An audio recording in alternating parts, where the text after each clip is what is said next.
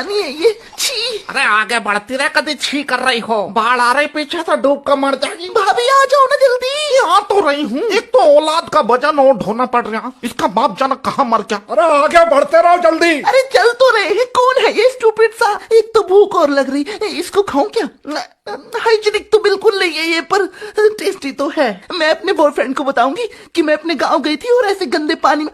पर एक मिनट, अगर उसने मुझे जज किया कि कैसे गंदा सा गांव है इसका, बाढ़ आती है और मुझे जज करके छोड़ दिया तो मैं क्या करूंगी? अरे क्या बड़बड़ा रही, कुछ खा लेने दे, जा आगे को मर जा। बड़ी आई अंग्रेज की बच्ची। इसे चाचा के लड़के को तो बात करने की बिल्कुल तमीज नहीं है, गमार कहीं का। तमीज तो तब होगी ना तब गांव से बाहर कहीं जाएंगे।